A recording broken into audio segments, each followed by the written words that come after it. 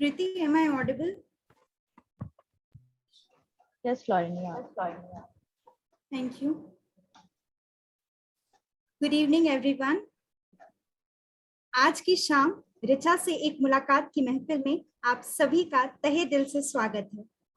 कहती हैं डॉक्टर ऋचा, क्योंकि प्यार के इतने दायरे हैं तेरी दुनिया में, क्योंकि प्यार के इतने दायरे हैं तेरी दुनिया में, जब भी प्रेम रचना था हमने कविता रच डाली। तो बस आज की शाम उन अनेक कविताओं के नाम, आज की शाम ऋचा से एक मुलाकात के नाम। इवेंट को शुरू करने से पहले मैं यह बताना चाहूंगी कि वैसे तो हमने पूरी कोशिश की कि इवेंट में किसी भी तरह का टेक्निकल ग्लिच ना हो, पर वर्चुअल प्लेटफॉर्म पर हमारा जोर नहीं। तो आप सबसे यह गुजारिश है कि अगर यह मीटिंग 40 मिनट्स में एंड हो जाता है तो काइंडली आप सभी सेम मीटिंग लिंक से हमें दोबारा ज्वाइन करें और इस मुलाकात को हमारे साथ मिलकर पूरा करें। So without any further delay, I request Kriti to begin the program. Over to you, Kriti. Good evening, everyone, and welcome to today's dedicatory event, Ek Mulaqat Richa Se. I am Kriti Novel from the Department of Microbiology of Patna Women's College. इस virtual meeting में हम सबको जोड़ने वाली वो एक ही सूत्र है, डॉक्टर ऋचा और उनके अनेक खूबसूरत रिश्ते, चाहे वो स्टूडेंट टीचर का हो, उनका सखियारा हो या उनकी हाथों लिखी किताब सुनी सुनाई बातें के प्रशंसक हो। तो मैं स्वागत करती हूँ ऋचा मैम से जुड़े सभी लोगों का और उनका भी जिन्होंने सुनी सुनाई बातें की रचना में अपनी अहम भूमिका निभाई। डॉक्टर प्रभात झा, मोही Narayan ma'am, professor Bani Batra, doctor Kavita Singh, Taranand Yogi sir, Umesh Kumar Sharma sir, and all the students and professors of Central University of South Bihar, Gaya, who have joined us today, and of Patna Women's College as well, and all in one, every admirer of this brilliant poetess. हमारा आज का event Richa ma'am की लिखी हुई किताब से ली गई ये शब्द जिद्दी है मेरा भरोसा प्यार पर और सुधार पर, इसी के इर्द गिर्द घूमेगा। खैर प्यार तो ऋचा मैम ने बहुत दिया है, क्योंकि मुझे खुद उनसे जुड़े कुछ गिने चुने दिन हुए हैं, लेकिन उतने में भी बहुत कुछ सिखा भी दिया और मेरे अंदर दबे चीजों को जगा भी दिया। People with same frequency are meant to cross their ways. So here we are today. अब बात करें यदि बदलाव की, तो सिर्फ उनकी किताब पढ़ने से तो नहीं होगा। It very much depends on our part and our drive. शरीर को पालने के लिए तो इंसान हर हद तक काम कर ही लेता है, but literature, poetry, art is where you come to feed your soul. तो दिल को सहलाने वाली और रूह को जगाने वाली हमारी प्यारी ऋचा मैम की ऐसी ही है ये किताब, सुनी सुनाई बातें। तो ऋचा मैम का सफरनामा शुरू हुआ 18 अगस्त 1999 में। When she first stepped into her poetic journey, it was like standing on a cliff and taking that jump, but only this time you don't fall, but you fly. And she flew higher and higher. So we have a video clip made by Lauren Azad, the organizer of this very event, who has strung her entire Safarnama into this beautiful little clip. So let me just play that video for you.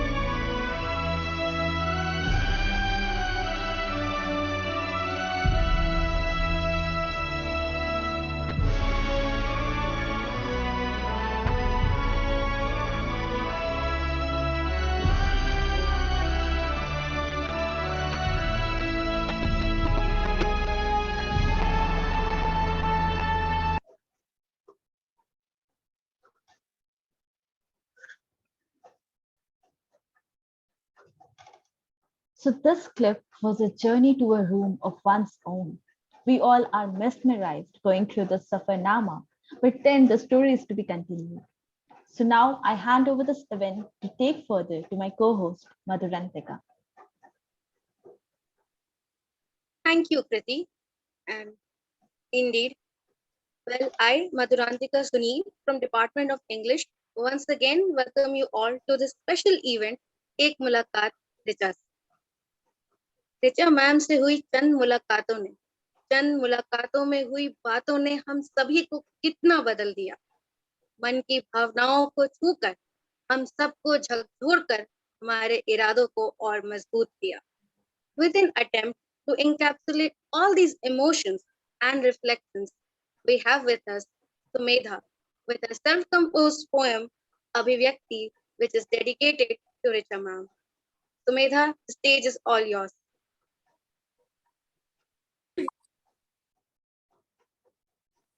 यहाँ उपस्थित सभी लोगों को मेरा अभिवादन। ये चंद पंक्तियां एक कोशिश है हमारी भावनाएं जो ऋचा मैम और उनकी किताब को लेकर हैं उनको आप तक पहुंचाने की। ऋचा, ओ ऋचा, जानते हो आप सब, ऋचा का अर्थ होता है दीप्ति। हाँ वही, प्रकाश, उजाला, रोशनी, आभा, चमक, जो भी बोले सही ही तो है ना। मैं भी तो जानती हूँ एक ऋचा को, जिनके शब्द ज्वाला हैं, जलाते हैं। जली मैं भी, जले वे भी। जिसने पढ़ा एक सवाल था निर्भया और एक आम लड़की की कहानी को। कुछ पिघला था हमारी आंखों से, पिघला था जैसे मोम पिघलता है, रिस रिस कर, जल जल कर देता है कांति। जैसे उनके शब्द कांति हैं, बिखेरते हैं चमक। दिखा मुझे भी, देखा होगा उन सब ने, जिसने पढ़ा तेजाब, तकलीफ नहीं होती। और मेरे कजरारे शब्द को कुछ चमका था हमारी आंखों में, चमका था जैसे ध्रुव चमकता है उत्तर में। दिखलाता है राह भटके राही को, जैसे उनके शब्द दिखाते हैं राह। दिखा मुझे भी, देखा होगा उन सब ने, जिसने पढ़ा ठंडा गोश्त मैं चाहती हूँ। और देह को कुछ धुंधला सा था हमारी आंखों में।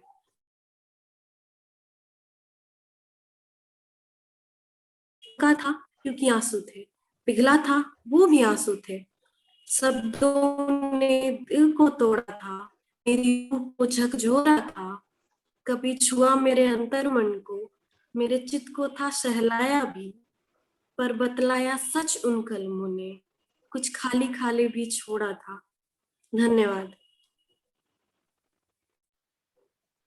वाह सुमेधा वाह, अभिव्यक्ति में कितनी खूबसूरती से तुमने हम सभी की भावनाओं को अपने शब्दों की माला में पिरो दिया। Thank you so much for this heartfelt composition. As the waves come and go, not one is the same. They always change. With this hope of change, Richa ma'am अपनी बुक सुनी सुनाई बातें के विषय में लिखती हैं कि उनकी यह कृति उनकी सभी छात्राओं को समर्पित, इस विश्वास के साथ कि हम सभी के प्रयास एक दिन एक बेहतर कल बनाने में कामयाब होंगे।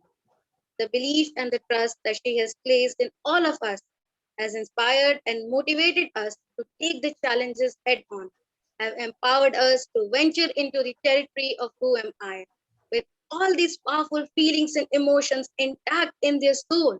हमारे साथ जुड़े हैं कुछ ऐसे ही संवेदनशील पाठ जो कि अपने अनुभव, विशेष रूप से सुनी सुनाई बातें काव्य संकलन से जुड़े अपने अनुभव हमारे साथ बांटने के लिए आज हमारे साथ।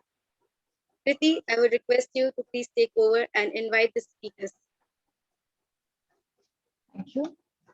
तो आज शाम के हमारे पहले स्पीकर हैं Central University of South Bihar Gaya से Manish Pratima. Manish sir, I request you to take the platform, please.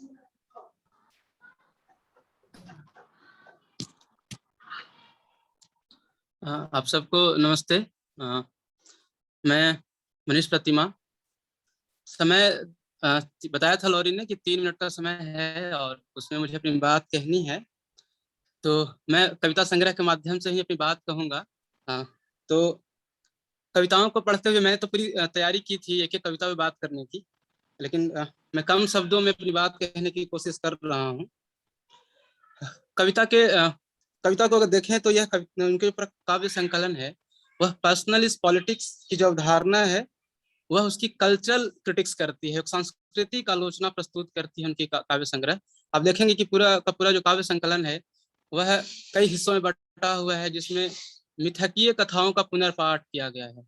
और पहली ही जो उनकी जो काव्य संकलन की जो पहली कविता है वही आप देखें, वह जो चीर हरण का जो पूरा कॉन्सेप्ट है वो उसको बदल देती हैं और उसको पुरुषों के माध्यम से दिखाने की पूरी कोशिश करती हैं। तो एक चीज वह है कि मिथकों का जो पुनर्पाठ हो सकता है, जो स्त्रीवादी चिंतन हो सकता है, वह प्रस्तुत करती हैं। दूसरा उनकी एक कविता है खबर। हिंदी के बड़े आलोचक हैं नामवर सिंह, उन्होंने कहा कि अंतिम समय में जब वो अपनी भाषण देते थे तो उन्होंने कहा कि अब हिंदी की आलोचना में हमें एक नई भाषा की जरूरत है, आलोचना की एक नई भाषा विकसित करनी होगी और इसके लिए कवियों को नई भाषा विकसित करनी होगी। आप देखेंगे कि कविता मैम की कविताओं में वो चीजें मुझे दिखी, जैसे कि आप खबर कविता पढ़िए, उसमें देखिए जो उनकी जो शैली है वह शुरू में एक शब्द से शुरू होती है, फिर 2 3 4 शब्द, फिर पूरा वो बड़ा सा बनता है वाक्य, फिर जो अंतिम जैसे एंड करती है कविता वहां से फिर वो शुरू में वो शैली बदल जाती है। तो ये शैली जो बदल रही है कविता की, जो भाषा बदल रही है ना, इस भाषा को मैं इस रूप में देखता हूँ कि जो पूरी काव्य संकलन है वो देह की भाषा से परे है ना। अब तक जो कविताएं लिखी गई वह स्त्रियों को उनके देह के उनको शरीर पर कंट्रोल करने की भाषा थी, है ना। तो बाद में जो इनकी जो कविताएं हैं वह देह की भाषा से परे देह से मुक्ति की भाषा है। तो इसको भी हमें समझना होगा पाठक के नाते। और तीसरी है कि न्याय पर बहुत बात है कविता में कि आइडिया ऑफ जस्टिस क्या होना चाहिए महिलाओं के लिए। तो आइडिया ऑफ जस्टिस में विकल्प की मांग है, वह विकल्प क्या होगा यह अभी हमें आने वाले भविष्य में पता चलेगा कि महिलाएं कैसे अपनी स्वर को रखती हैं और कैसे अपने आइडिया ऑफ जस्टिस का विश्लेषण करती हैं।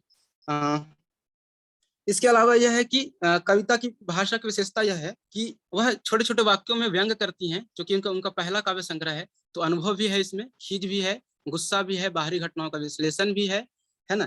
तो मैं सिर्फ अपनी एक अंतिम बात कविता की एक पंक्ति को पढ़ते हुए अपनी बात खत्म करूंगा कि निर्भया कविता में वो क्या कहती हैं कि जो रोज जीती हैं वो भयभीत हैं और जो मर जाती हैं वह निर्भया है। मतलब जो रोज जो जी रही हैं वह बहुत डर से जी रही हैं और मरने के बाद उनको क्या कहा जा रहा है, निर्भया कहा जा रहा है, यानी कि निडर होकर कहा जा रहा है। तो यह जो भारतीय समाज की या जो खासकर जो पितृसत्तात्मक समाज में स्त्रियों की स्थिति है कि मरने के बाद बलात्कार हो रहा है, उसके बाद उनको वो जिस तरह से संघर्ष कर रही है आप उसको निर्भया कह रहे हैं और उसके पहले आपको चिंता नहीं। तो इस तरीके से हम इन तरीके से इनकी कविताओं की पहचान कर सकते हैं, उनके विचार को देख सकते हैं। और वही कविता की जो शैली है उसमें जो भारतीय जो पत्रकारिता है उस पत्रकारिता की बहुत आलोचना है और कविता ही है उसमें। दरअसल आपने नॉम चॉम्स्की की किताब पढ़ी होगी मैन्युफैक्चरिंग कंसेंट।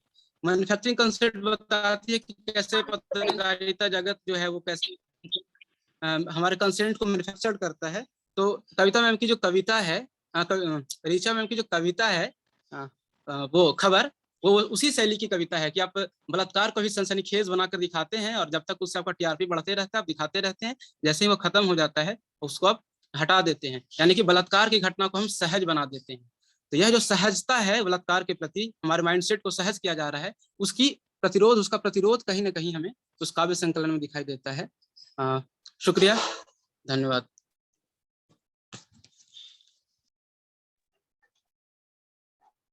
आपका बहुत बहुत शुक्रिया मनीष सर, आज यहाँ आने के लिए भी और इतनी गहराई से इतना कुछ बताने के लिए भी। तो अब मैं बुलाना चाहूंगी हमारी नेक्स्ट स्पीकर को, who is again from Central University of South Bihar Gaya, Anuranjani. Anuranjani ma'am, I request you to please take over. Hello, good evening सबको। थैंक यू सो मच मुझे इस खूबसूरत शाम का हिस्सा बनाने के लिए। और ऑब्वियसली आना था क्योंकि ऋचा मैम से मैं पहली बार मिली थी 2015 में अपने बीए बीएड के लैंग्वेज प्रोफिशिएंसी के क्लास में। और उस वक्त एक सेमेस्टर में मैम से पढ़ी, लेकिन उस वक्त फिर भी एक मन में टीचर्स के प्रति जो हिचक बनी रहती है वो हमेशा मेरे मन में बनी हुई थी एक सेमेस्टर पढ़ने के बाद भी। लेकिन उसके बाद जब क्लासरूम के बाहर मैम को सुनना देखना शुरू हुआ, तब वो मेरी हिचक दूर हुई और यही लगा कि अरे वाह, ऐसी भी मैम हो सकती हैं, ऐसी भी मैम होती हैं जो अपने लिए, बाकी स्त्रियों के लिए लड़ना और कहना जानती हैं।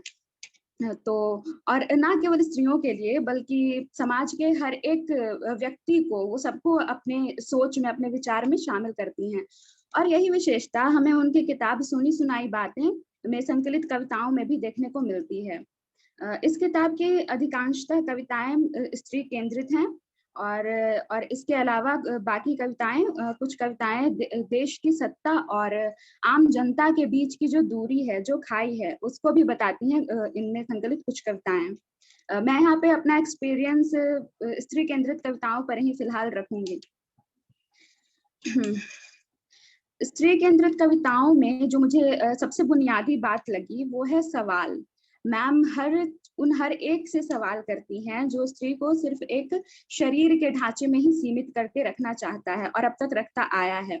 वो चाहे भाषा से सवाल हो, समाज से सवाल हो, इतिहास से सवाल हो, समाज से सवाल हो, मीडिया से सवाल हो, सत्ता से सवाल हो, इन सब से वो सवाल करती हैं। जैसे मुझे इसमें सबसे नायाब भाषा से सवाल जो मैम करती हैं वो बहुत अच्छा लगा, नया लगा। मतलब जैसे उदाहरण के रूप में हम मैम की कविता माल और एक और सवाल था, इन दो कविताओं को हम उदाहरण के रूप में यहाँ देख सकते हैं।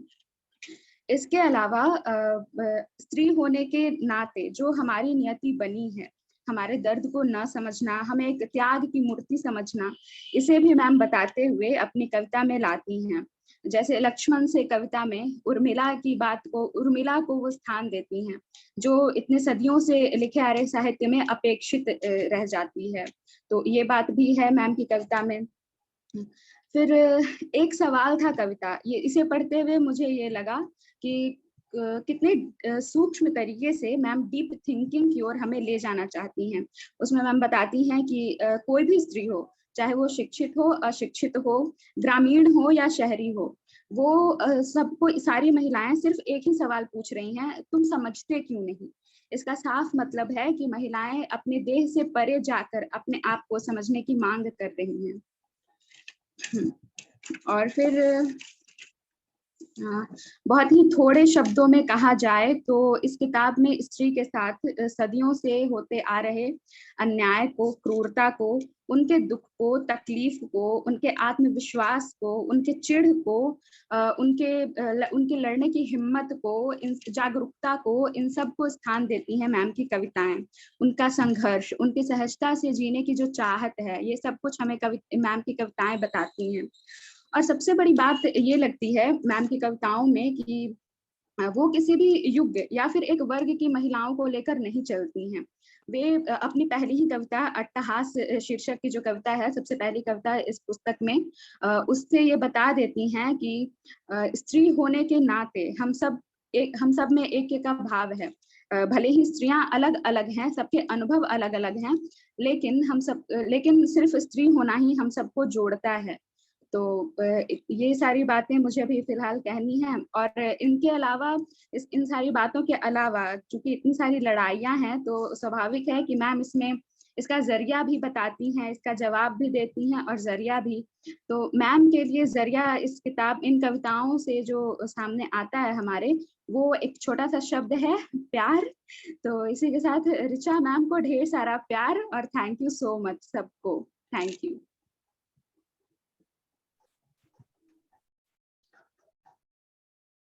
अनुरंजनी मैम, आपने बिल्कुल सही परखा है कि ऋचा मैम की किताब समाज के हर कोने को खंगाला है। आपका बहुत बहुत शुक्रिया मैम आज हमारे बीच आने के लिए। तो अब बारी है हमारी आखिरी स्पीकर की। So I now call upon Antara Mani from Patna Women's College. Am I audible? Yes, you are, Antara. Good evening to all. सबसे पहले तो मैं लॉरिन आजाद को धन्यवाद कहना चाहूंगी जिसने मुझे यह मौका दिया कि आज मैं आप सबके बीच उपस्थित रहूं और अपने विचार साझा कर पाऊं। जहां मेरे सीनियर्स हैं उन दोनों ने कहा और फिर मैं वहां पे उपस्थित रहूं और ऋचा मैम की कविता संग्रह पर कुछ कहूं। बस एक ही शिकायत है कि समय की पाबंदी कर दी तुमने। ऋचा मैम की कविता संग्रह सुनी सुनाई बातें को मैं 3 बिंदुओं में बताना चाहूंगी। इसकी भाषा, विचार और सवाल। अगर हम भाषा की बात करें तो इसमें बिल्कुल सरल भाषा का प्रयोग हुआ है और यही बात इन कविताओं को बहुत आकर्षित बनाती हैं। इन्हें समझने के लिए हमें कवि होने या फिर कोई दार्शनिक होने की आवश्यकता नहीं है, बल्कि एक आम इंसान भी इन सभी कविताओं को बहुत बखूबी समझ सकता है। और कविताएं वही खास होती हैं जिसकी भाषा में प्रवाह हो। ऋचा मैम की कविताओं की भाषा में वही प्रवाह है। कुछ कविताएं खुद कहती हैं और कुछ पाठक खुद भी समझ लेते हैं। ऋचा मैम की कविताओं से मेरा जुड़ाव इस बुक के प्रकाशित होने से पहले से ही रहा है और इन कविताओं में जो विचार है वो कोई फैंटेसाइज्ड विचार या फिर इमेजिनरी विचार नहीं है, बल्कि जीवन के अनुभव है। और जब हम इन कविताओं को बतौर पाठक पढ़ते हैं तो हमें लगता है यह सिर्फ कवयित्री के जीवन के अनुभव नहीं है, बल्कि हमारे जीवन के भी अनुभव है। और इन अनुभवों को हम एक नई दिशा और एक नया सोच प्रदान कराते हैं। आज इस इवेंट से पहले मैं इस उधेड़-बुन में थी कि मैं ऋचा मैम की बात करूंगी या फिर उनकी कविताओं की, क्योंकि समय की पाबंदी थी। लेकिन मुझे यह सुलझाते हुए ज्यादा वक्त नहीं लगा कि मैम और उनकी कविताएं एक दूसरे से भिन्न ही कहाँ हैं। जिस प्रकार मैम की कविताएं हमारे जीवन से जुड़ जाती हैं, उसी प्रकार ऋचा मैम का व्यक्तित्व भी हमसे मिलकर हमें सम्मिलित हो जाता है और हमें एक पॉजिटिवनेस देता है। अगर बात करें इस कविता संग्रह में आए कटु सवालों की, तो कवियत्री कई सवाल करती है, जैसे बलात्कार के मामले में किसकी किसकी बच गई होती है इज्जत, क्योंकि सामाजिक रिवाज में इज्जत तो सिर्फ महिलाओं की जाती है। इज्जत की नहीं जाती है, लेकिन जाती सिर्फ इज्जत महिलाओं की ही है। निर्भया पर लिखती हैं कि निर्भया आप सबके घरों में भी हारती है, लेकिन तब तक नहीं दिखती जब तक खबर ना बन जाए। और वर्तमान समय में जय श्री राम पर कटाक्ष देखिए। मैम लिखती हैं, असत्य है महंगाई, बेरोजगारी, हत्याएं, आत्महत्याएं और सत्य है राम नाम। यह सवाल हमें झकझोरते हैं, परंतु यह सवाल आज कौन कर रहा है और कहाँ किए जाते हैं ये सवाल? संसद में, अखबारों में, न्यूज चैनलों पर। अब तो पत्रकारिता भी पैसों पर बिकती है और मैं यही कहना चाहूंगी कि आज के समय में ऋचा मैम जैसी कवयित्रियों का होना और ऐसी कविताओं का होना समाज के लिए बहुत जरूरी हो गया है। तो जरूरत है ना सिर्फ इन कविताओं के प्रचार और प्रसार की, बल्कि इन कविताओं में आए विचारों को अपने जीवन में उतारने की भी। अंत में मैं ऋचा मैम को बधाई देना चाहूंगी और धन्यवाद कहना चाहूंगी कि उन्होंने हमें इतनी सुंदर कविता संग्रह और विचारों का संग्रह प्रदान कराया। Thank you so much ma'am. Thanks to you Antara. और समय की पाबंदी के लिए तो मैं भी माफी मांगूंगी, क्योंकि मैं भी समझती हूँ कि बात जब ऋचा मैम जैसी कवियत्री और उनकी किताब की जाए तो कितना भी समय ले लिया जाए कम ही पड़ जाएंगे। So without any delay, let's take this event further. इत्र की बोतल में तेजाब हूँ, खुशबू की चाहत में जल जाओगे। मैं खुद पे चटकती हूँ धीरे धीरे, पास आते ही समझ जाओगे। इन कमाल शब्दों को लिखने वाली उस बेखूब कवियत्री की यही की तो खूबी है। इनकी शब्दों के खेल में आप ऐसे भूल जाएंगे कि आपको खुद ही एहसास हो जाएगा कि इस दुनिया को कितनी जरूरत है प्यार और सुधार की। तो मैं बुलाना चाहूंगी उनको जिनका हम सबको बेसब्री से इंतजार था, doctor Richa, assistant professor in the department of English, Patna women's college. Our poetess is a lot more than just a poetess. She has taught in the Center for Languages in the Central University of South Bihar, Gaya, as an assistant professor. After completing her post-graduation from Patna University, she pursued her PhD on gender and ecology in the novels of Amitabh Ghosh, Arundhati Roy, and Kiran Desai from Banaras Hindu University, where she has also taught in Center for Women's Studies. She has participated in numerous conferences and seminars and has made her contributions in research papers in prestigious journals and books as well. Her keen interests reside in theatre and poetry, undoubtedly. She is a passionate teacher who wishes to utilize the academic, theatrical, as well as personal space for affirmative social change. Her very first book, a collection of Hindi poems, Suni Sunai Bate, for which her admirers are here today, got published in 2020. So I request all the admirers here today कि यदि आपको Richa ma'am से कुछ जानना है उनकी किताब के बारे में, तो प्लीज आप अपने क्वेश्चंस चैट बॉक्स में डालें. हम शायद सारे तो नहीं, पर कुछ क्वेश्चंस एंटरटेन जरूर करेंगे. सो रिचा मैम, इस मीटिंग का हर एक मेंबर बहुत ही बेताब है आपको, आपके शब्दों को, आपके जुबानी सुनने के लिए. कैसे आप इस दुनिया में घुलती चली गई, किन बातों ने आपको इतना इंस्पायर किया कि आज आपकी लिखी इतनी बढ़िया किताब है हमारे पास. हम सब कुछ जानना चाहते हैं ma'am. So I welcome you to take upon the platform to cite us some of your favorite poetries from your book and tell us every detail about this book. Ma'am, please.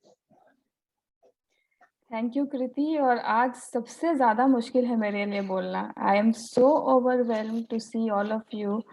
सब लोग मेरी किताब के बारे में बात कर रहे हैं. आज तक सारा इवेंट्स जो है वो ऑर्गेनाइज कराते आए हैं. कभी मेरे ऊपर कोई इवेंट होगा, वो भी इस तरीके का स्पेशल जो स्टूडेंट्स ऑर्गेनाइज करेंगे, ये हम सोचे नहीं थे अभी तक, टू बी वेरी ऑनेस्ट.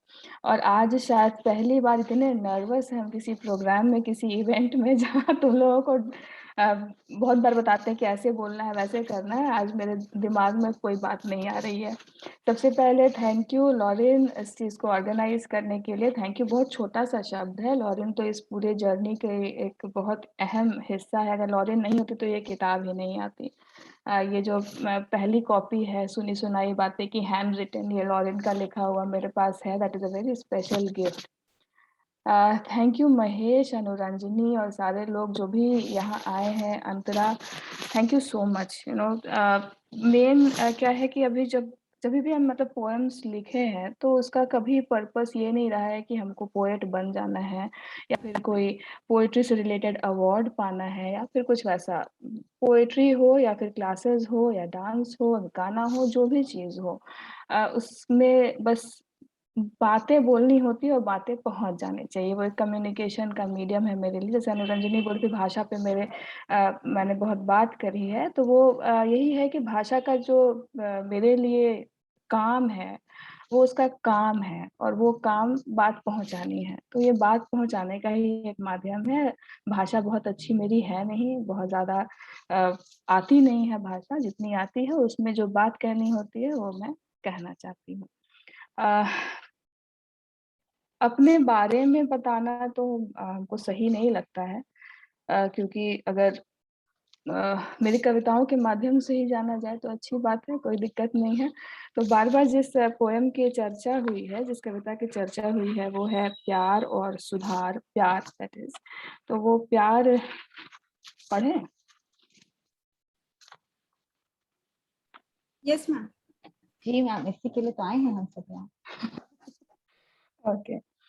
तो ये जो कविता है, ये प्यार कविता है, क्योंकि मेरे ख्याल से जो न्याय व्यवस्था की बात जो हर बार मैं कहती हूँ, उसका मेन जो हिस्सा है वो यही है कि अगर प्यार पे फोकस किया जाए, love and harmony, if we focus on those aspects, तो शायद हमारे पास जो न्याय का आइडिया है वो थोड़ा सा चेंज हो जाएगा. और बहुत ज़रूरत है उस न्याय के पक्ष को चेंज करने की, उसमें परिवर्तन की बहुत ज़रूरत है.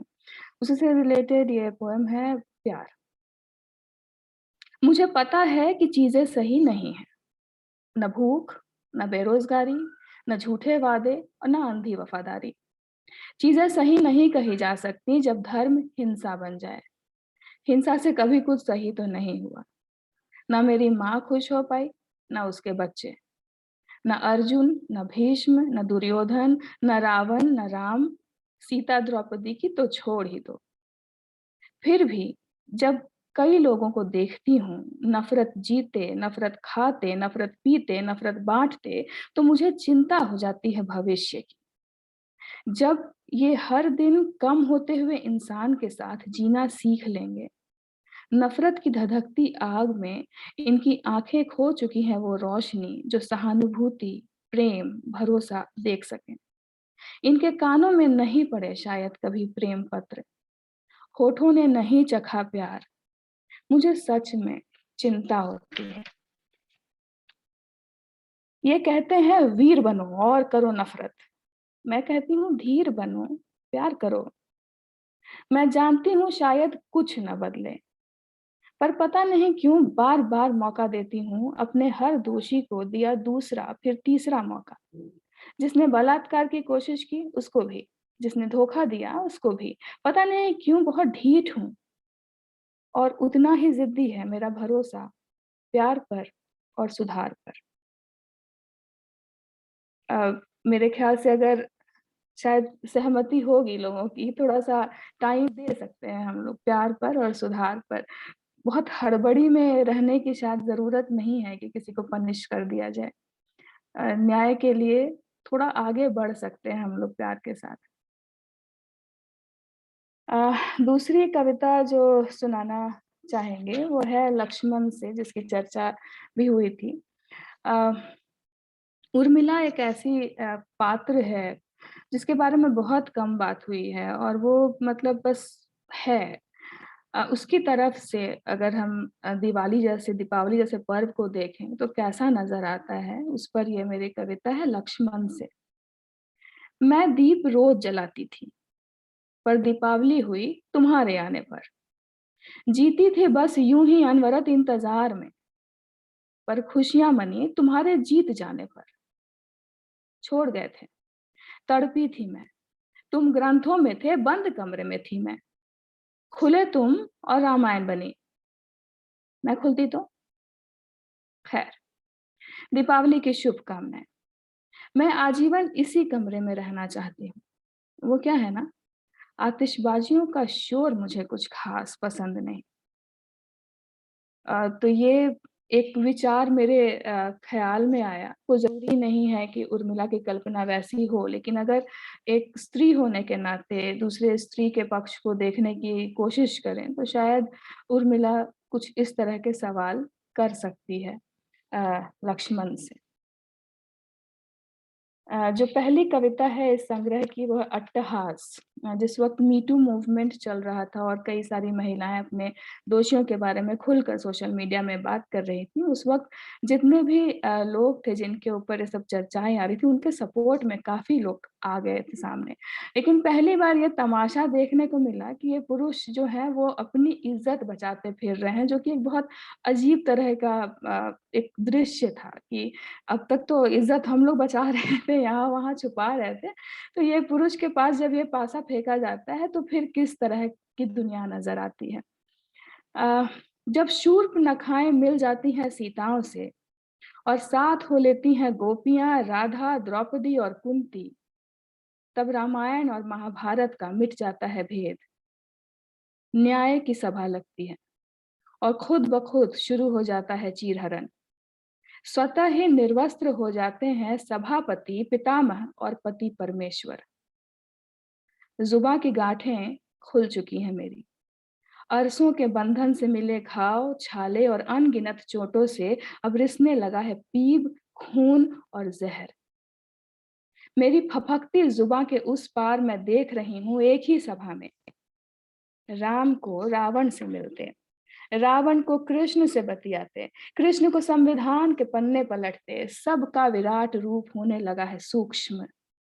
ज्ञान, अभिमान, गरिमा वगैरह दुबक कर कोने में फड़फड़ा रहे हैं छिपकली की कटी पूंछ की तरह। अब तुम बचा लो वो सब जो हम बचाते आए हैं अब तक। देख तो लो इज्जत दिखती कैसी है, गोरी है, काली है, देवी है, चुड़ैल है या वैश्या। अट्टहास है हमारा, दर्द भरा अट्टहास। बच लो। तो जब विमेन सॉलिडारिटी आ जाएगी सामने, सारी औरतें जब इकट्ठा हो जाएँगी, जब महाभारत और रामायण का जो भेद है वो मिट जाएगा, तो उस वक़्त शायद इज़्ज़त का जो पैमाना है, जो एक तरफ ही झुका हुआ है, उसका कुछ दूसरा ही पहलू हम लोगों को नज़र आ सकता है। एक कविता है इतिहास और स्मृति।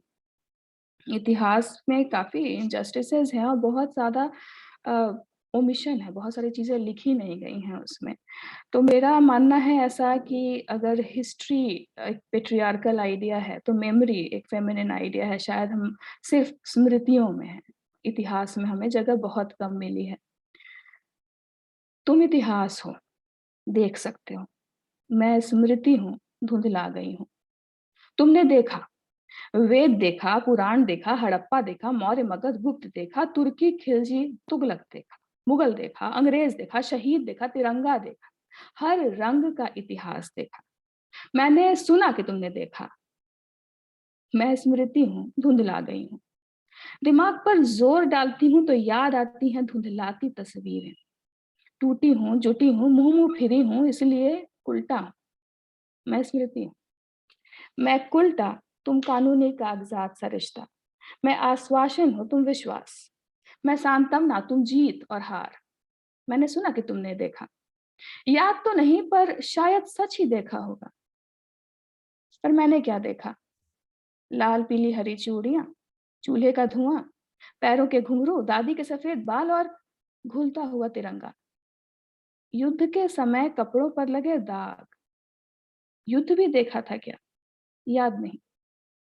मैंने देखा था भूखे सिपाहियों को खाना खिलाया, चोटें धोई थी, मरहम किया था और कुछ खास याद नहीं। तुम्हें याद है क्या? मैं स्मृति हूँ, धुंधला गई हूँ।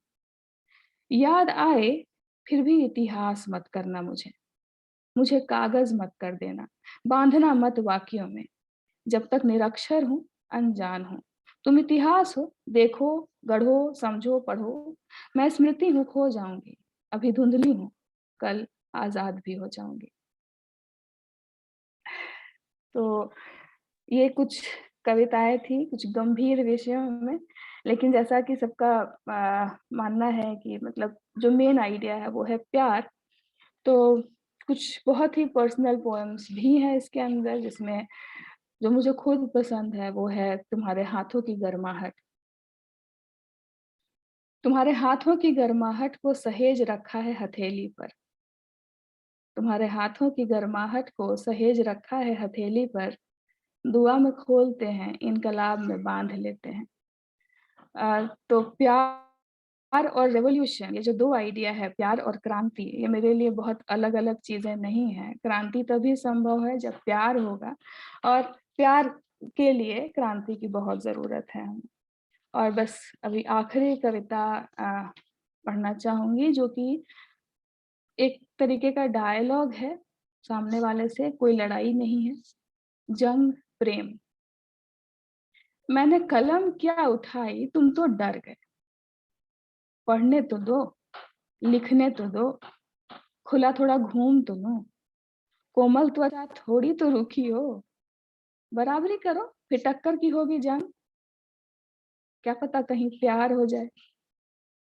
तो इन्हीं शब्दों के साथ मैं अपनी ये आखिरी कविता पढ़ रही थी। ऐसे तो काफी कविताएं हैं, अगर आप लोग पढ़ेंगे तो बहुत अच्छा लगेगा। किसी भी लिखने वाले को बस यही चाहिए होता है कि उस कविताओं को पढ़ ले, कोई सुन ले। व्हाई डोंट यू अंडरस्टैंड, तुम समझते क्यों नहीं, वो समझ ले। और इसी के साथ एक बार फिर से सबका बहुत बहुत शुक्रिया।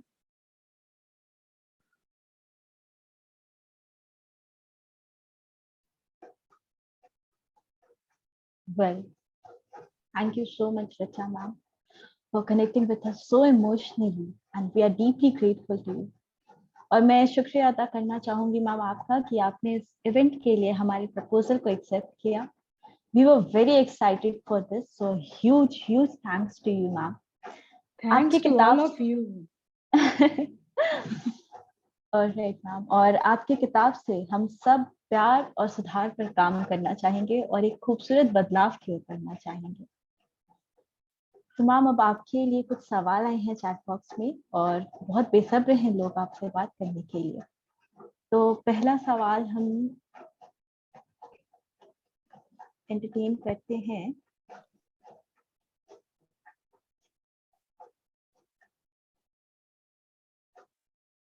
सत्य प्रकाश से मैम, सॉरी, मौली पाठक से ma'am. She wants to know every artist has a muse, so she wants to know what or who is the muse of Richa ma'am. Problems in the society are enough. You know, you don't need a muse. यहाँ पे इतनी सारी बातें हैं कहने के लिए, और जैसे कि हम पहले कहे कि अपने आप को हम पोएट नहीं मानते, वो हमको तुम जो प्लेटफॉर्म दोगी, वो तर्क का प्लेटफॉर्म हो, दखल का प्लेटफॉर्म हो, क्लासरूम हो, नाचना हो, गाना हो, कहीं पर भी बात करनी हो, कविता हो, जो भी माध्यम हो, बात तो कहनी है। जैसा कि अपने इनॉग्रेशन जब ये बुक का हुआ था, उस दिन भी ये बात कहे थे कि भैया इस तरह की कविताएं जैसे इसमें लिखी गई हैं, जो प्रॉब्लम्स के बारे में, हम चाहते हैं कि जल्दी से जल्दी सारे लोग भूल जाएं, और एक्चुअली हम प्रेम कविता लिखना चाहते हैं अब क्योंकि ये प्रॉब्लम्स खत्म होगा तो लोग भूल जाएंगे इस कविता को, वो खबर बन जाएगी। तो कोई ऐसा एज सच म्यूज नहीं है, लेकिन हाँ ये प्रॉब्लम्स इतने हैं कि किसी न किसी माध्यम से मौलिक बोलना पड़ेगा, सारे लोगों को बोलना पड़ेगा, अकेले का नहीं काम है, सबको बोलना पड़ेगा, सबको उसके ऊपर काम करना पड़ेगा। Thank you ma'am. अब एक सवाल आया है शमा साया मैम का, जो कि है पटना से, and she wants you to share the reason for which made you open to write about women's situation in present society. Women's situation itself is the reason. हर जगह देखो ये सिचुएशन ऐसा है कि उसके बारे में चर्चा होनी ही चाहिए। अगर हम लोग नहीं कर रहे हैं तो हम लोग गलत कर रहे हैं। अगर हम लोग इस बारे में बात नहीं कर रहे हैं, किसी भी सेक्शन को उठा लो, उसमें औरतों को उठा लो, उनका पक्ष कुछ अलग है और उसको बहुत सावधानी से ये लोग छुपा ले जाते हैं, उसको डायरेक्शन उसका चेंज कर देते हैं। तो ये हम लोगों को जिद करके उसको बार बार बोलना पड़ेगा, जब तक कि इनके बुद्धि में घुस ना जाए कि हम लोग एग्जिस्ट करते हैं और राइटफुली एग्जिस्ट करते हैं। तो इसमें कुछ और नहीं, समस्याएं खुद ही अपने आप को बोलती है कि बोलो मेरे बारे में तो बस वही कोशिश है। Thank you ma'am. और एक दो कमेंट आए हैं। एक कमेंट है दीप्ति प्रकाश से कि द प्लेस ऑफ इल्यूशन को पढ़ते हुए ये ख्याल आया, उर्मिला के भाव को भी लिखा जाना चाहिए, लिखा जाता तो उसके भाव कुछ यही होता। और ऐसे और भी कुछ कमेंट्स आए हैं। यदि आप अपना वीडियो ऑन करके भी ऋचा मैम से कुछ बात करना चाहते हैं या कुछ पूछना चाहते हैं तो you are most welcome to do it.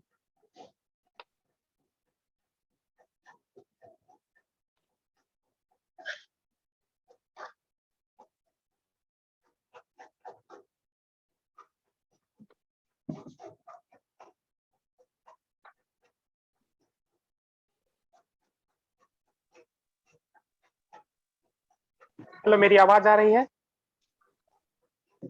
Ji sir, आ रही है। हाँ, मैंने वो कमेंट लिखा है, वो मैंने तो पूरा प्रोसेस देखा है। एक तो बहुत सालों से मैं जानता हूँ ऋचा दी को, और मैंने पूरा प्रोसेस देखा है, जिस तरह से ये कविताएं एक तरह से जो लिखी गई उसकी तो अलग कहानी है, वो तो जैसे जैसे जीवन में जो जो बीता है उसके साथ ही वो कविताएं लिखी गई है। और एक तरह से एक शब्द है भोगा हुआ यथार्थ, वो जो है वो हम देखते हैं कि इनकी कविताओं में झलकता है, जो कि कोई कवि बनने के लिए, लिखने के लिए ये चीजें नहीं लिखता है, बस जो उनके मन से जो आई है बातें वो लिखी गई है। और इसका जो डेवलपमेंट हुआ है पूरा जो कविता संग्रह का, उसको हम कह सकते हैं कि ये एक कम्युनिटी की तरह से डेवलपमेंट हुआ है। जैसे लॉरिन ने उन कविताओं को लिखा, फिर उसको टाइप हुआ, फिर योगी अंकल जो हैं उन्होंने उसको प्रकाशन के लिए भेजा, और सारा जो प्रोसेस है मैं उसमें हर समय जुड़ा रहा था। तो एक तरह से ये एक कारवां की तरह है, एक कम्यून की तरह है। और मैंने यही लिखा है कि किसी व्यक्ति को अगर अंदर में ईगो रहेगा तो फिर उसको मुश्किल है अपनी चीजों को ऐसे पब्लिक में छोड़ देना। एक तरह से इन्होंने अब छोड़ दिया कि आप लोग मिलके इसको प्रकाशित करें, और सभी ने मिलके इसको प्रकाशित किया। इसे लगता है कि ये सिर्फ इनकी कविताएं नहीं है, वैसे तो इनके जीवन में जो हुआ है उसी से ये कविताएं बनी है, ये कलेक्शन बना है। और सिर्फ इनकी कविताएं नहीं है, ये हम सभी की कविताएं, औरतों की तो विशेष करके कविताएं हैं। पर जो भी मार्जिन्स को सेंटर में लाना चाहते हैं, जो भी सोचते हैं कि हिस्ट्री जो लिखा गया है वो एक पर्टिकुलर पेट्रार्कल होमोजेनस तरीके से लिखा गया है और इंडिविजुअल नैरेटिव्स नहीं है उसमें, उनको जो सपोर्ट करना चाहते हैं उनकी तरफ से एक तरह से ये इसको बना के डेवलप करके इसको सामने लाया गया है। तो ये एक तरह से कह सकते हैं कि इनका ये बड़प्पन है कि इन्होंने छोड़ दिया इसको पब्लिक के लिए। तो सिर्फ ये नहीं कि सिर्फ प्रोडक्ट्स प्रोड्यूस करके उसको छोड़ा है, मतलब ये नहीं कि सिर्फ कलेक्शन छोड़ा है, ये प्रोसेस में भी उन्होंने छोड़ दिया था। और जिस तरह से ये बन के आया है उसमें हर कोई किसी ने बहुत अच्छी तरह से कंट्रीब्यूट किया है। और मैं तो इसके जो हुआ था इवेंट उसमें विमोचन में शामिल नहीं हो पाया था, लेकिन इसमें तो शामिल हो पाया हूँ, तो उसके लिए बहुत धन्यवाद मुझे जोड़ने के लिए। Thank you. थैंक यू प्रभात। बहुत इम्पोर्टेंट रोल है तुम्हारा इस पूरे संग्रह में आने के लिए, और उससे सही बात है, हमको बताना बहुत ज़रूरी कि संग्रह आया कैसे। एक्चुअली ये प्रोसेस बहुत इंटरेस्टिंग रहा है और वो इस किताब को बहुत स्पेशल बनाता है। इस किताब का पूरा संग्रह लॉरेन की है, वो अपने से, जैसे कि बताइए, हैंड रिटन बुक मेरे पास आई जो टीचर्स डे में हमको गिफ्ट मिलने वाली थी। और जब वो इतना काम कर चुकी थी तो फिर हमको लगा कि हमको ये छपाना चाहिए, शायद इसको पब्लिश करना चाहिए। प्रभात से पूछे, प्रभात बोले वियोगी अंकल से बात करिए, वियोगी अंकल से बस बोले और 2 मिनट में उन्होंने तय कर दिया कि ये किताब को आनी चाहिए। और उन्होंने ही ये इनिशिएटिव लेकर के ये किताब का जो हैंड रिटन डॉक्यूमेंट था वो शशि प्रकाशन को दे दिया, और अगले दिन वो किताब जो टाइप्ड वर्जन मेरे पास आ गई। और ये बिल्कुल मेरे कल्पना से बाहर थी, मेरे कल्पना से छोड़ो, मेरे मतलब प्लानिंग से भी बाहर थी। ये कोई प्लान्ड किताब है ही नहीं, अनप्लान्ड बेबी। तो वो मतलब एकदम जैसे प्रभात बोल रहा था, ये बिल्कुल लोगों के द्वारा लाई गई किताब है, जो कि इसको बहुत ज़्यादा स्पेशल बनाती है। जो इसका पर्पस था लोगों तक पहुँचना, वो मतलब प्रोसेस में ही पहुँचा। फिर वो किताब जब संग्रह बनकर आ गई तो कविता दी को और बानी ब्रत सर को वो हम भेजे देखने के लिए, और वहाँ से फिर वो उनका एक रिमार्क आया, बस ऐसे ही रैंडम, जो पढ़ करके उनके पास एक रिमार्क आया बानी सर का, जो कि बहुत स्पेशल है इस जर्नी में ही नहीं, मेरे पूरे लाइफ की जर्नी में। Is a very special person. तो वो रिमार्क ही इसमें ब्लॉग छपा है, मतलब उसके लिए ये नहीं है कि किसी वो भी ऑर्गेनिकली ही आया है, जो कि बहुत खुशी की बात है कि वो जो पहला रिस्पॉन्स उनका था वो इसमें ब्लॉग है, जो वियोगी अंकल का पहला रिस्पॉन्स था वो इसमें ब्लॉग है। तो ये पूरे ऑर्गेनिक तरीके से इसका जो डेवलपमेंट हुआ है, जिसको और भी बहुत ज़्यादा खास बनाता है। इस पूरी प्रक्रिया में कविता मैम जुड़ी रही, कविता दी जुड़ी रही, एकदम सारा प्रूफ रीड करने से लेकर सारा कुछ। और मतलब ये इस तरह से ऑर्गेनिकली आई है जिसका पर्पस इसके पब्लिकेशन के पहले ही पूरा हो चुका था। और ये अभी जब आज जो ये इवेंट हुआ है, ये भी कुछ अलग ही तरीके का खास है, क्योंकि ये किसी इंस्टीट्यूशन के तहत नहीं हुआ है। ये स्टूडेंट्स ऑफ ऋचा मैम की तरफ से हुआ है, जो कि अपने में इसको बहुत ज़्यादा खास बनाया था। मतलब आज अगर मेरे सामने कोई पुरस्कार रहे और ये इवेंट रहे, तो ये इवेंट मेरा मतलब ज़्यादा स्पेशल रहेगा क्योंकि ये किसी इंस्टीट्यूशन से नहीं आया है। और जो भी मेरे क्लास में पढ़े हैं सब जानते हैं कि इंस्टीट्यूशन से हमको किस तरह के खास तरह के प्रॉब्लम है ना। It is very instinctive that it has come, so everybody whoever, इसका नाम भी वैसे ही रखा है। बातचीत हो रही थी प्रभात और मोही से, मोही बोली इसको सुनी सुनाई बातें नाम रख देते हैं, बस वो वहीं पे तय हो गया कि ये सुनी सुनाई बातें। इसका जो कवर डिज़ाइन हुआ है वो भी कुछ इस तरह से ही हुआ है। कवर डिज़ाइन के लिए कविता मैम भी एक बहुत सुंदर सा डिज़ाइन तैयार की थी, और ये जो है ये कवर ऐसे ही, मतलब प्रतीक्षा जो वो भी मेरी स्टूडेंट है, उनके पिताजी उमेश सर वो बनाए हैं। वो अपने मतलब उनके किसी एग्जीबिशन के लिए बना था, और एकदम लगा सुनी सुनाई बातें के लिए ही बना है। और ये संग्रह का जो है कवर डिजाइन उस तरह से हुआ। इस तरह से लोग जुड़ते गए और कारवां बनता गया। तो एक्चुअली ये कम्युनिटी के तरफ से ही आया है, जो कि इसको बहुत ज्यादा खास बनाता है। सीरियसली इट इज ओवरवेलमिंग, आज का इवेंट भी और ये किताब आना भी, जो कि मेरे पूरे इमेजिनेशन का पार्ट ही नहीं था। It was never that I wanted to become a poet और something like that.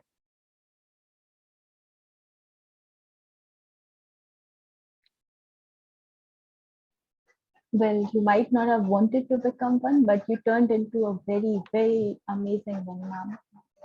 So we have another question, and it's a beautiful question from Tasmia Ahmed. She asks, when I met you, I could only wonder how can she spell out my deep embedded hurts and resentments. But you always stick to love and forgiveness stubbornly. I cannot really digest letting go of the resentment and pain in a smooth forgiveness. How to do that? There is vengeance, anger, and pain, and I know it hurts you the same. But How and why do you let it go and forgive and give another chance? वही जिद है प्यार में और सुधार में। अब सबको मार दिया जाए, पनिश कर दिया, तब बचेगा कौन प्यार करने के लिए साथ में? तो गलतियां सब लोग करते हैं, हम लोग भी करते हैं। तो अपने आप को तो बहुत खुले खुले दिल से हम लोग माफ कर देते हैं, हर गलती के बाद दोबारा गलती करने के लिए तैयार रहते हैं। तो सामने वाले को भी किया जा सकता है कई बार। हाँ, बहुत ही ज्यादा थेथर वो आदमी हो तो उतना नहीं करने की जरूरत है। लेकिन बहुत हद तक हम लोग माफ कर सकते हैं, दूसरा मौका दे सकते हैं। अगर उसमें सीखने की कोई भी चाहत है तो एक मौका तो दिया जा सकता है। Well, thank you, ma'am. व्यंजन से कुछ मिलता नहीं है ना, मतलब सिर्फ जेल भरता है, फांसी दे करके कुछ खास मिलता नहीं है किसी को। किसका भला हो पाया है वो सब चीज से? इसमें पनिशमेंट को भी के मुद्दे को भी उठाने की कोशिश किए हैं कि अगर निर्भया के बलात्कारी को आप मार देते हैं तो ये कोई पहली दफा नहीं होता, वो पावर एग्जीबिशन है, उसके अलावा कुछ भी नहीं है।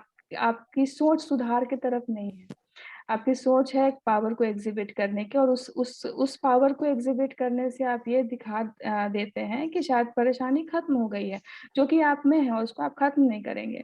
सेक्सिज्म के ऊपर आप काम नहीं करेंगे और बलात्कारी को फांसी दे देंगे। ये कहाँ का न्याय है भाई? ये समझ में हमको नहीं आता, और जो हम लोग को समझ में आता है वो समझाने की हम कोशिश किए हैं। बहुत ही खूबसूरत ma'am. So thank you, and I hope आपको पता होगा कि आपके स्टूडेंट्स इस इवेंट को लेकर कितने एक्साइटेड थे। हमारे एफर्ट्स को अंजाम देने के लिए आपको और इस मीटिंग में आए सभी मेंबर्स को हमारा तहे दिल से धन्यवाद। And now I would like to call upon the person who has sweated the most for the success of this event, our organizer of Ek Mulaqat Richa se. So I welcome Lauren Azad to deliver the vote of thanks. उसके पहले Lauren ना, वो सारे लोग जो बहुत मतलब patience से मेरी कविताएं सुनते रहे हैं पब्लिकेशन के पहले वो सारे लोग को तहे दिल से शुक्रिया, चाहे वो प्रभात हो, चाहे मोही हो, चाहे दीपिका हो, ये सारे लोग बहुत पेशेंटली मेरी कविताएं सुनते रहे हैं। और किसी भी मतलब लिखने वाले को लगता है कि बस सुनने वाला कोई मिल जाए। अब वो कितना पके हैं, कितना सीखे हैं वो हम नहीं जानते, लेकिन वो लोग सुने हैं और उसको लेजिटिमाइज किए हैं, उसको वैलिडिटी दिए हैं, जो कि जिसके लिए बहुत बहुत शुक्रिया तुम लोग सब लोगों का। Thank you so much ma'am. पहले तो एक वोट ऑफ थैंक्स के लिए इस इवेंट से पहले एक स्क्रिप्ट रेडी किया था, बट इस इवेंट के बाद हमको नहीं लगता है कि उस स्क्रिप्ट की जरूरत है, क्योंकि इतना ज्यादा ओवरवेलमिंग था, ये इतना ज्यादा इमोशनल था। और उन सारे लोगों का शुक्रिया जिन्होंने इतने प्यार से मतलब मेरा नाम लेकर एक्नॉलेज किया। मैं नहीं जानती कि मैंने उतना काम तक नहीं किया, लेकिन मुझे इतना ज्यादा एक्नॉलेजमेंट दिया गया। कृति ने तो बहुत ज्यादा ग्लोरीफाई कर दिया। But then thanks to Richa ma'am, thanks to each and everyone who has been a part of this book. और आज हम लोग जिनको मिस कर रहे हैं वो हैं Kavita ma'am from the Central University of South Bihar. उनकी भागीदारी इस बुक में बहुत ज्यादा रही है, चयन और प्रस्तुति में, लेकिन किसी वजह से आज वो हमारे साथ जुड़ नहीं पाए, तो उनकी कमी तो महसूस हो रही है हमें।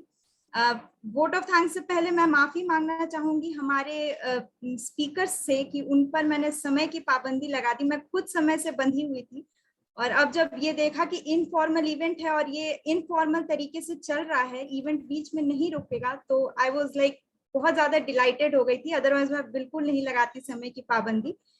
So thank you. समय के साथ एक चीज और है लॉरेन, सॉरी तुमको बार बार हम इंटरप्ट कर रहे हैं, एक एक करके सारे लोग जहन में आ रहे हैं। सहर मैम और सारे टीचर्स जो जुड़े हैं, संगीता मैम, सारे टीचर्स जो जुड़े हैं, उनको स्पेशल थैंक्स, क्योंकि ये काम बहुत कम लोग करते हैं किसी दूसरे को सपोर्ट करने का।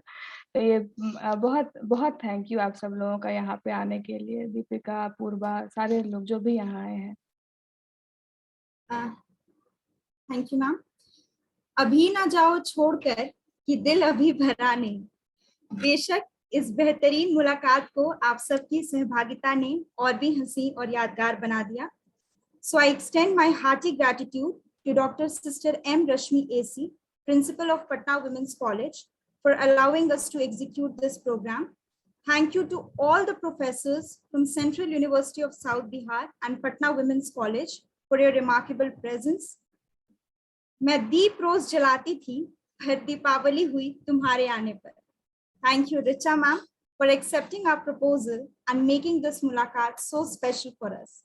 A big thank you to all the members of the organizing team, Kriti Novel, Madhurantika Sunil, Sumedha Singh, Sushmita, Astha, and Diya Chaudhary.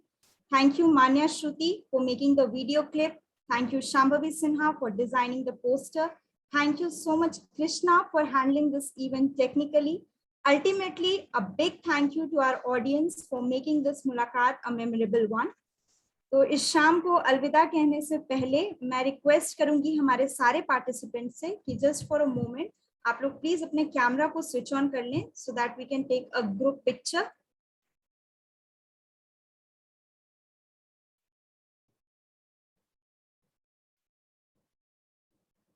Just a minute.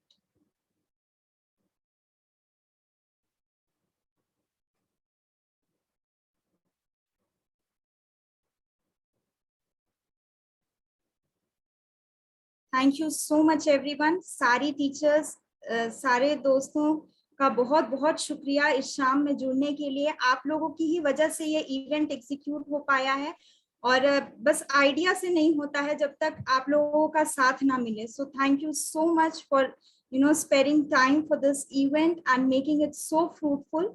और आप लोगों से जल्द मुलाकात होगी अगले इवेंट में. So till then, good night to everyone and thank you so much.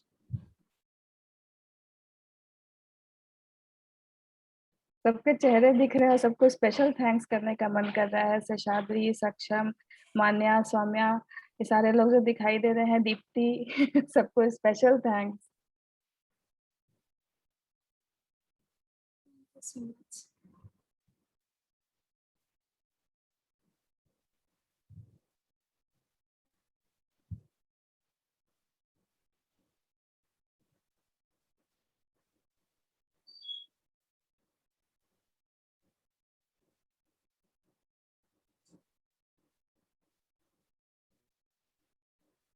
Should we leave then?